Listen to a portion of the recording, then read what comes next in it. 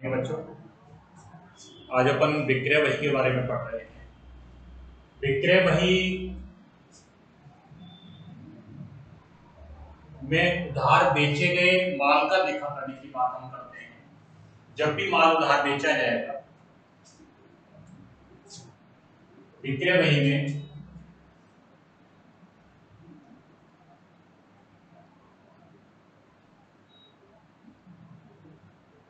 उधार बेचे गए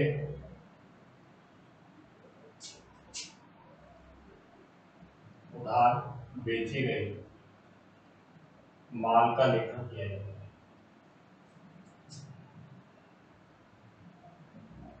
विक्रय बही में उधार बेचे गए माल का लेखा किया जाता है। जब भी माल उधार बेचा जाएगा, उसको हम कौन सी बही में लिखेंगे?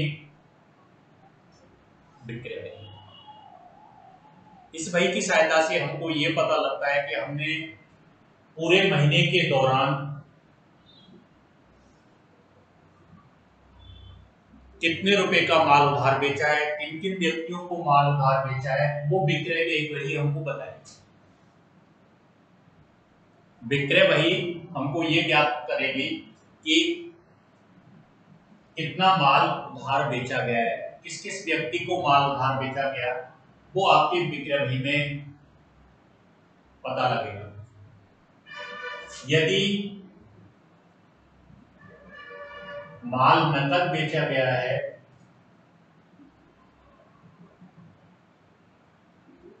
तो उसे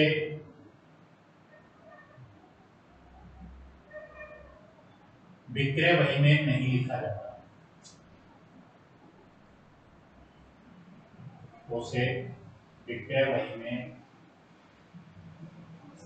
नहीं लिखा जाता है।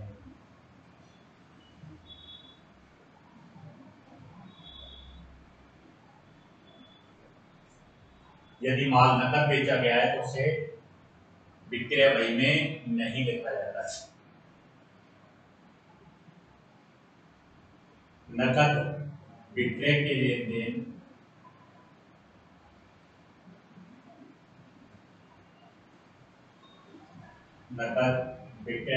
देन रोकड़ बही में लिखे जाते हैं।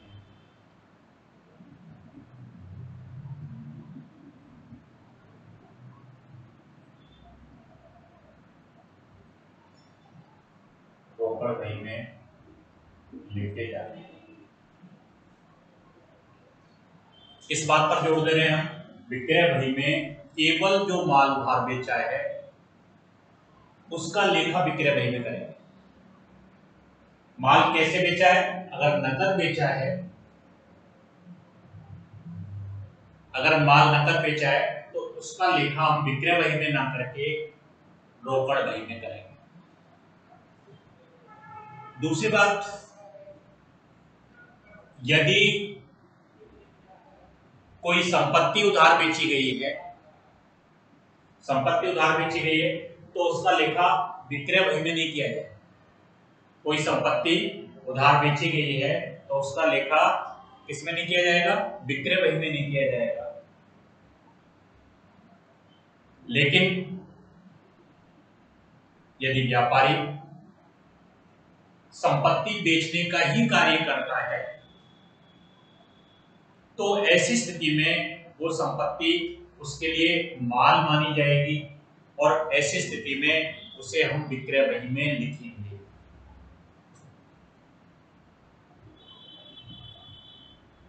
माना व्यापारी पुस्तक बेचने का काम करता है,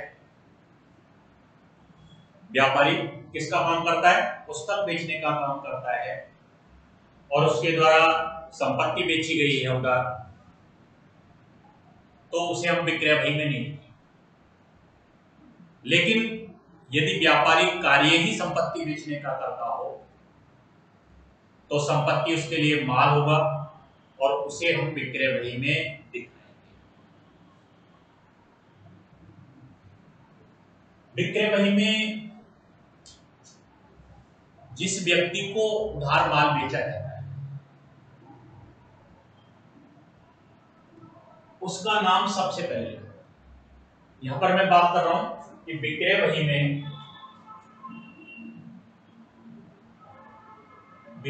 में जिस व्यक्ति को उधार माल बेचा गया है,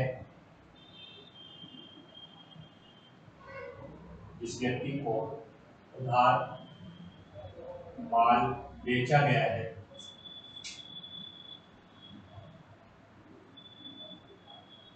जिस व्यक्ति को उधार माल बेचा गया है, उसका नाम सबसे पहले लिखा जाता है। उसका नाम सबसे पहले लिखा जाता है।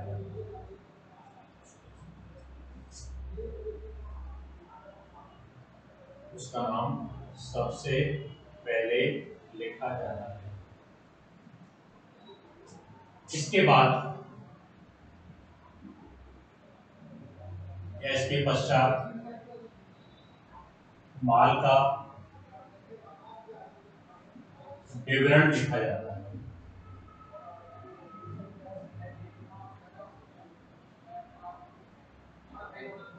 माल का विवरण लिखा जाता है। जिस व्यक्ति को हमने माल उधार बेचा है, उसका नाम हम सबसे पहले लिखेंगे। इसके बाद जो माल बेचा गया है, उस माल का विवरण आएगा। अगर पुस्तकें बेचने का काम करता है व्यापारी, कितनी पुस्तकें बेची गई, किस दर से बेची गई, उसका हिसाब उसमें लिखा जाएगा। यदि व्यापारिक बट्टा दिया गया हो, यदि व्यापारिक बट्टा दिया हो, तो उसे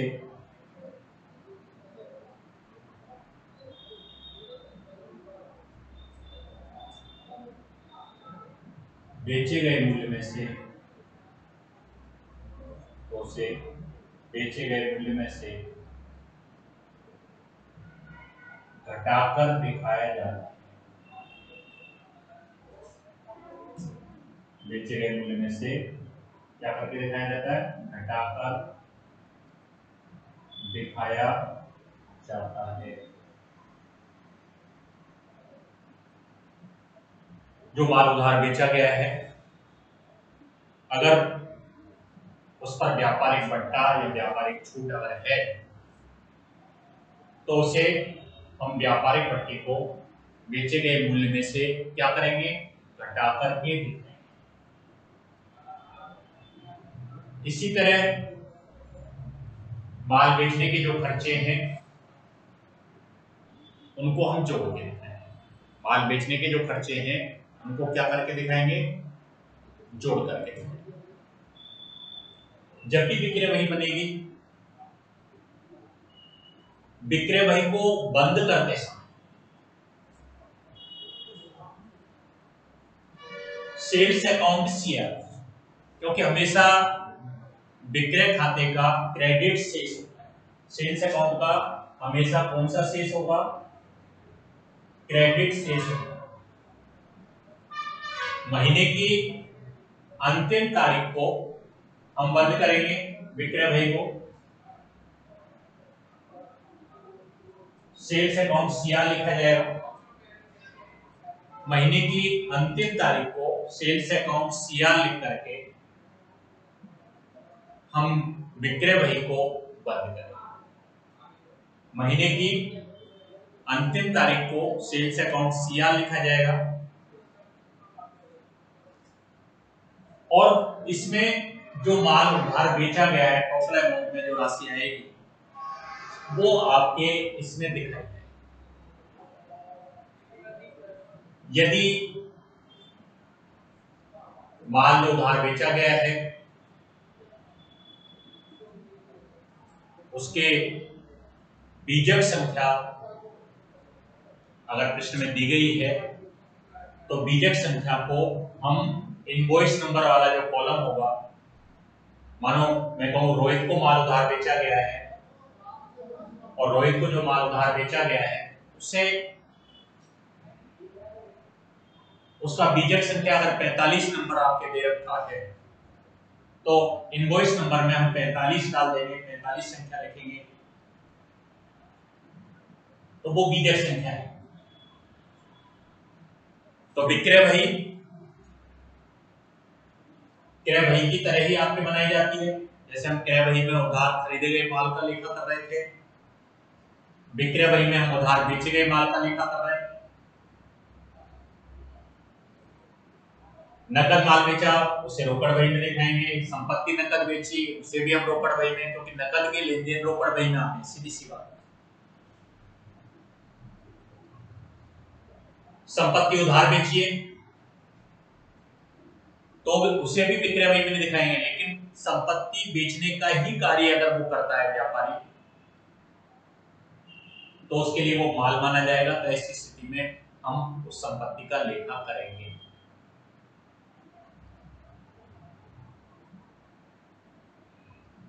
जैसे क्रय बही में हम जिस व्यक्ति से माल उधार खरीद रहे थे उसका नाम लिख रहे थे,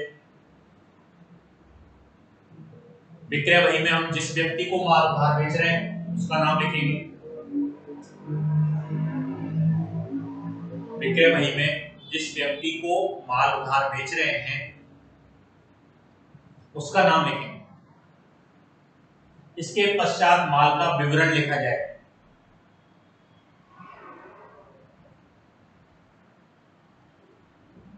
अब देखिए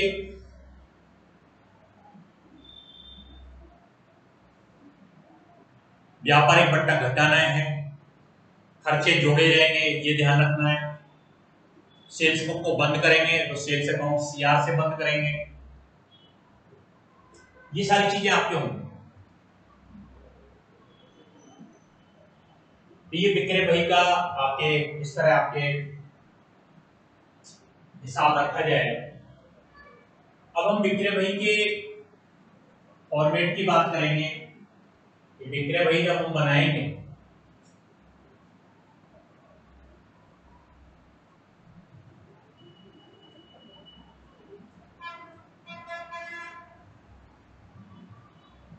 सेल्स को हम तैयार करने की बात कर रहे हैं,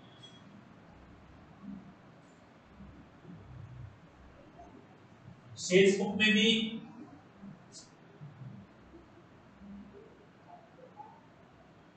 सेल्स बुक ऊपर नाम लिखेंगे। आप देखें अगर मैं रोहित की सेल्स बुक बना रहा हूं तो सेल्स बुक ऑफ रोहित ऊपर हेडिंग डालेंगे। इसमें भी जो हमारे कॉलम होंगे, सबसे पहला कॉलम डेट का, जिस तारीख को माल उधार बेचे गए होंगे उसका विवरण आएगा। उसकी जिस तारीख को माल बेचा गया होगा वो तारीखें आपके इसमें लिखेंगे। पर्टिकुलर माल का विवरण, इनवॉइस नंबर, जिस तारीख को माल बेचा गया है उसका बीजक संख्या या बिल नंबर जिसको हम कहें वो आपके इसमें आएगा तीसरे कॉलम में। चौथा कॉलम वही एलएफ का, और अमाउंट के आप दो कॉलम बनाएंगे, डिटेल और टोटल, दो कॉलम बनाएंगे। अमाउंट के कितने कॉलम बनेंगे? दो column, date, particular, invoice number, LF, detail और टोटल अमाउंट, ये कुल मिलाकर के परचेज बुक में भी हम 6 कॉलम बना रहे थे, सेल्स बुक में भी यही कॉलम आपके हम बनाएंगे, 6 कॉलम आपके बनेंगे। अब मैं एक क्वेश्चन ले रहा हूं, अब देखिए इसमें हमको ये कहा गया कि शर्मा फर्नीचर हाउस की विक्रय बही तैयार कीजिए। शर्मा फर्नीचर हाउस की विक्रय बही तैयार करवाने की बात कर रहा है वो हमको, तो यहां पर हम sales book of Sharma furniture house, sales book of Sharma furniture house.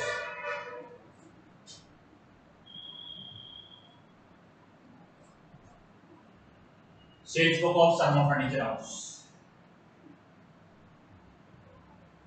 Sharma furniture house की विक्रय वही हम तैयार करें।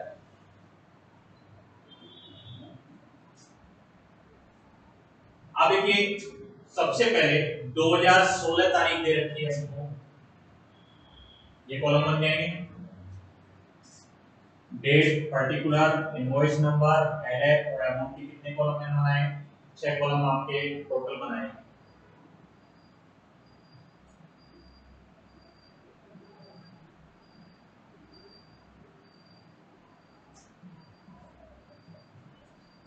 दो 2016 साल दे रखा है और नवंबर 1, और इसमें आपको कह रहा है कि गुप्ता फर्नीचर भीलवाड़ा को उधार माल बेचा। तो गुप्ता फर्नीचर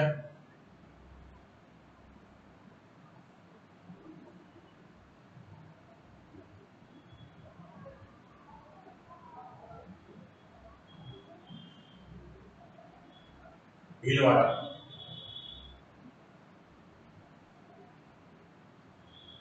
गुप्ता फर्नीचर भीलवाड़ा, इसको हमने माल उधार बेचा है। इसका हमने नाम लिख दिया सबसे।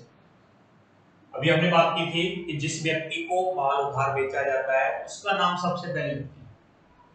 तो गुप्ता फर्नीचर भीलवाड़ा, इसको माल बेचा गया है, ये हमने लिख दिया। आप देखिए 1 तारीख में जो गुप्ता फर्नीचर को माल बेचा है, आप देखिए इसमें डीजल संख्या कुछ भी नहीं दी हुई, लेकिन आपको ये कहा कि 1500 कुर्सियां हमने बेची है,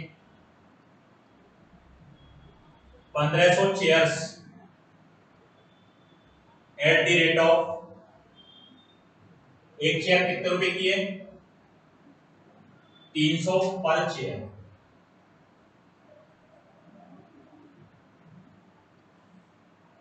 पंद्रह सौ कुर्सियां बेची, 300 रुपए प्रति कुर्सी के साथ 4,50,000 की कुर्सियां बेची गई। 4,50,000, 1500 कुर्सियां, एक कुर्सी 300 रुपए किया गया, तो 4,50,000 की कुर्सियां बेची गई। तो वो हम कुर्सियां अपन इसमें दिखाएंगे। ऐसे 400 मेजें, 400 tables at the rate of कितने रुपए के हिसाब से? 600 रुपए पर टेबल। 400 मेजें बेची गई और एक मेज कितनी की है? 600 रुपए की है। तो कुल मिलाकर के 2,40,000।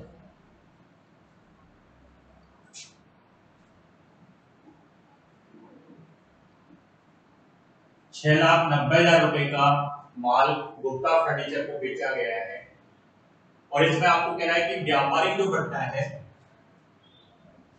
कितना परसेंट है? 10% लेस ट्रेड डिस्काउंट।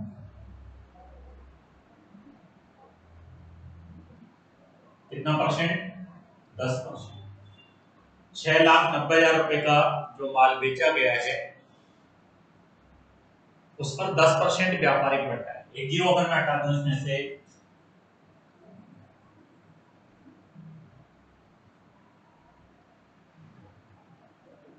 तो 6,21,000 रुपए का माल उधार बेचा गया।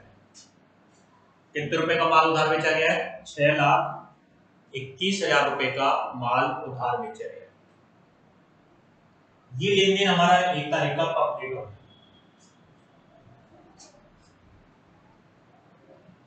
उधार माल बेचा, इसलिए हमने 1 तारीख का लेन देन लिया है। जिसको बेचा उसका नाम लिख दिया मैंने, गुप्ता फर्नीचर भीलवाड़ा।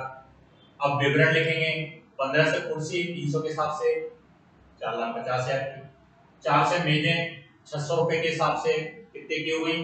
2,40,000 की। कुल 6,90,000 रुपए का माल उधार बेचा गया। इसमें से कितना परसेंट डिस्काउंट है? 10% व्यापारिक बट्टा है, तो 10% व्यापारिक बट्टा हमने घटा दिया। तो 6,21,000 रुपए का माल उधार बेचा गया है। इसके बाद देखिए 12 तारीख को, नवंबर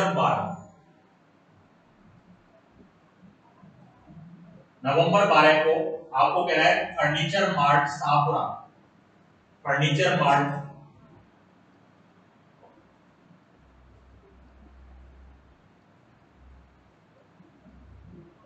शाहपुरा, आप देखें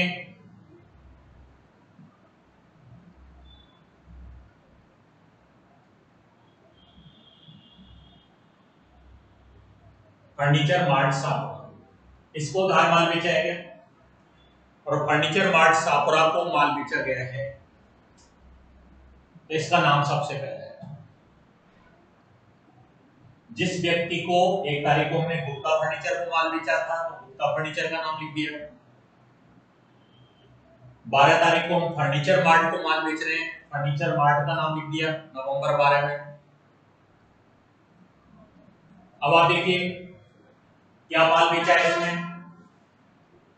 एक तो कह रहा है कि 100 अलमारियां,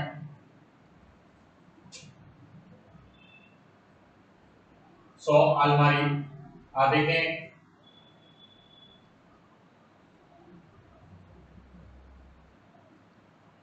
100 अलमारी एट द रेट ऑफ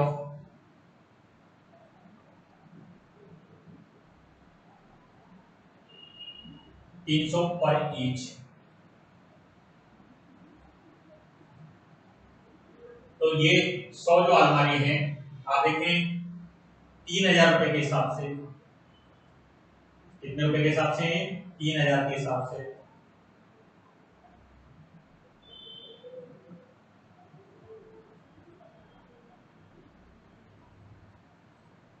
₹3,00,000 की हमने 100 अलमारियां उधार बेची। इसके बाद आपको कह रहा है कि 50 sofa sets, 50 sofa sets at the rate of ₹5,000 each.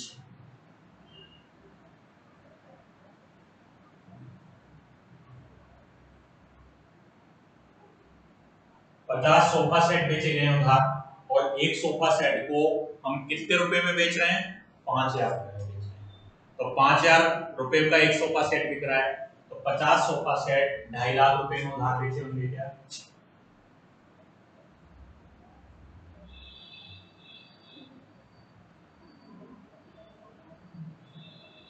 5,50,000, 3 lakh और 2.5 लाख, 5.5 लाख, 5.5 लाख रुपए का माल उधार बेचा गया।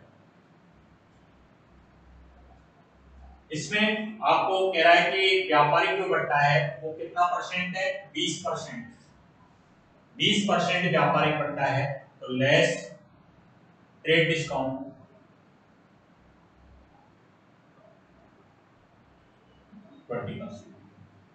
तो 5,50,000 का 20% निकालेंगे हम, तो 1,10,000 निकलेगा, घटा करके 4,40,000 रुपए का फर्नीचर मार्ट को माल उधार बेचा गया है।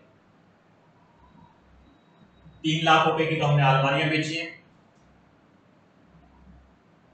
2.5 लाख रुपए के सोफा सेट, तो 5.5 लाख रुपए का कुल माल उधार बेचा गया, और 5.5 लाख रुपए पर आप देख रहे हैं 20%, 5.5 लाख का 10% 55,000 होता है, और 20% 1,10,000, तो 4,40,000 रुपए का माल उधार बेचा गया है। तो ये अमाउंट 4,40,000, ये 12 तारीख का लेन देन। अब आप देखिए 23 तारीख का लेन देन भी हमको क्वेश्चन में दे रखा है, और 23 तारीख को हमको ये कह रहा है कि वर्मा फर्नीचर नाथ द्वारा को नकद माल बेचा। वर्मा फर्नीचर नाथ द्वारा को कैसे माल बेच रहे हैं, नकद बेच रहे हैं। अभी हमने थोड़ी देर पहले बात की थी कि विक्रय बही में नकद जो माल बेचा जाता है उसका लेखा नहीं किया जाता। नकद विक्रय के लेन देन कहां पर दिखाए जाते हैं? रोकड़ बही में दिखाए जाते हैं। इसलिए हम 23 तारीख का ये जो लेन देन है विक्रय बही में नहीं दिखाएंगे, क्योंकि ये उधार का लेन देन नहीं है। तो ये जो 8 से कुर्सियां बेची हैं नाथद्वारा वाले को, तो इसको हम नहीं दिखा रहे, क्योंकि ये नकद का लेन देन है। इसे कौन सी बही में दिखाया जाएगा? रोकड़। जितने भी नकद के लेन देन होते हैं उन्हें किस बही में दिखाया जाता है? रोकड़। अगला जो मैं लेन देन ले रहा हूं, आप देखिए 27 तारीख को लिखा है इसमें सुबोध मशीनरी को उधार बेचा है। अब आप कहोगे उधार बेचा है तो हमको इसको विक्रय बही में लिखना चाहिए, लेकिन आप देखिए इसको आप देखिए मशीनें बेची हैं, टाइपराइटर आपके बेचे हैं क्या? तो मशीनें और टाइपराइटर आप देखें इनका लेखा नहीं करेंगे, क्योंकि वो संपत्ति बेच रहा है। व्यापारी जो है वो फर्नीचर का व्यापारी है। अगर वो फर्नीचर बेचता है जब तो उसको तुम लिखेंगे। फर्नीचर के अंतर्गत कुर्सियां हैं, मेज हैं, अलमारी है, सोफा सेट है, फर्नीचर विक्रेता है वो। लेकिन वो मशीन बेच रहा है। आप देखिए 27 तारीख में मशीनें बेची हैं, टाइपराइटर उसने बेचे हैं, तो वो मशीन और टाइपराइटर बेचने का कार्य नहीं कर, क्योंकि वो क्या चीज बेचने का कार्य कर रहा है? फर्नीचर बेचने का काम कर रहा है। इसलिए 27 तारीख का लेन देन भी विक्रय बही में नहीं दिखाया। तो आप देख रहे हैं 12 तारीख के बाद 23 तारीख का लेन देन नकद का लेन देन होने के कारण विक्रय बही में नहीं आएगा, रोकड़ बही में दिखाएंगे उसको, नकद के लेन देन को। दूसरा 27 तारीख का जो लेन देन है उसमें संपत्तियां बेची जा रही हैं उधार, उस लेन देन को भी हम विक्रय बही में नहीं। अब ये विक्रय बही, क्योंकि इस क्वेश्चन में इनवॉइस नंबर हमको नहीं दे रखे, बीजक संख्या हमको नहीं दी हुई, तो इसको छोड़ देंगे बीजक संख्या को। ऐसी स्थिति में इस बही को हम बंद करेंगे, और जब बंद करेंगे तो आप देखिए महीने की अंतिम तारीख को सेल्स अकाउंट सीआर लिखा है। क्या लिखेंगे? नवंबर 30 तारीख डालूंगा मैं, नवंबर 30 महीने की अंतिम तारीख, सेल्स अकाउंट सीआर,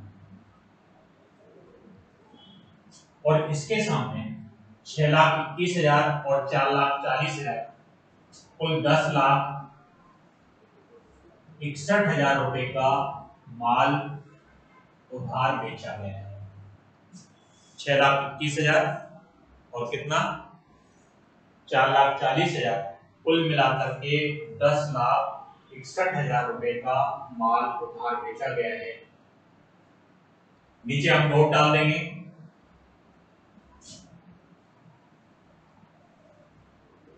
नवंबर 23 को माल नकद विक्रय किया है,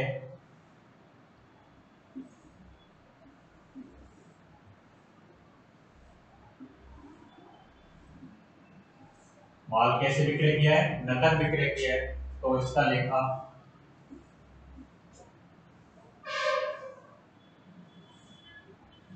विक्रय बही में नहीं किया जाएगा।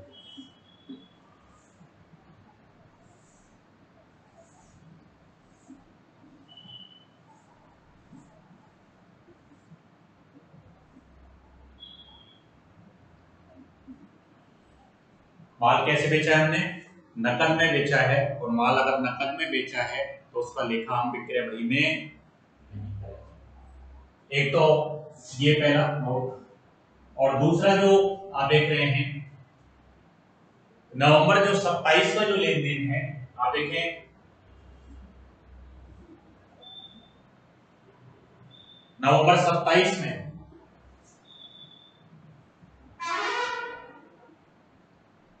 विक्रय बही में केवल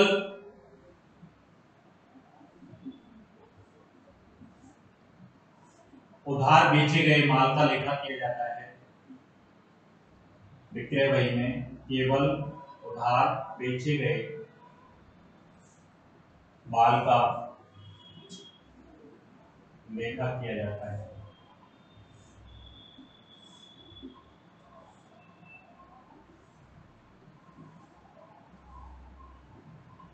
विक्रय बही में केवल किसका लेखा करते हैं? उधार बेचे गए माल का लेखा करते हैं। इसलिए मशीन और टाइपराइटर उधार बेचने का लेखा नहीं किया गया। इसलिए मशीन तथा टाइपराइटर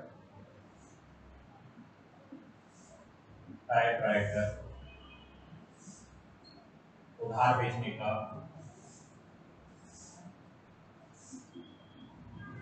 लेखा नहीं किया।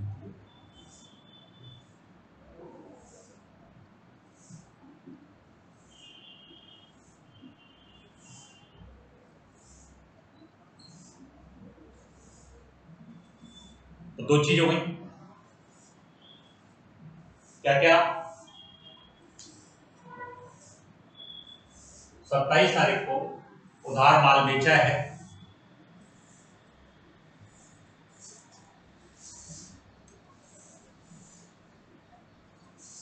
उसका ही लेखा हम करते हैं। लेकिन यहाँ पर संपत्तियां उधार बेची गई हैं, मशीन बेची गई, दूसरा टाइपराइटर भी उधार बेचा गया है, इसलिए हम इसको विक्रय बही में नहीं लिख रहे हैं। संपत्तियां उधार बेची गई हैं, केवल हम माल उधार बेचने का लेखा विक्रय बही में करते हैं। यहाँ पर दोनों ही संपत्तियां बेची गई हैं, तो 27 तारीख का लेन देन इसलिए हमने नहीं दिखाया। 23 तारीख का लेन देन मैंने पहले ही स्पष्ट कर दिया आपको, नकद का लेन देन है, और नकद के लेन देन हमेशा कौन सी बही में दिखाए जाते हैं? विक्रय बही में आपके दिखाए जाते हैं। तो उनका लेखा विक्रय बही में आपके किया जाता है, तो वो चीज आपके इसमें लिखना। ये इस तरह आपके ये जो क्वेश्चन था शर्मा फर्नीचर हाउस की पुस्तकों में हमको क्या बनानी थी? विक्रय बही आपके बनानी थी। तो ऊपर हेडिंग डाला, ये 6 कॉलम बनाए, जिन जिन व्यक्तियों को हमने माल उधार बेचा था उसका हमने नाम लिख करके उसका विवरण व्यापारिक पट्टा जिनमें था वो बता दिया, और अंत में सेल्स बुक को क्या कर दिया? बंद करने की बात आपकी कर दी। सेल्स अकाउंट सीआर से इसको क्या कर दिया? बंद कर दिया। ये विक्रय बही आपके इस तरह तैयार होती है। ये क्वेश्चन मेरा पूरा कंप्लीट होता है। इसमें आपको कहीं अगर समस्या लगे तो आप मेरे से पूछ सकते हैं। आज का ये व्याख्यान मैं अभी यहीं पर आपके समाप्त कर रहा हूँ। धन्यवाद।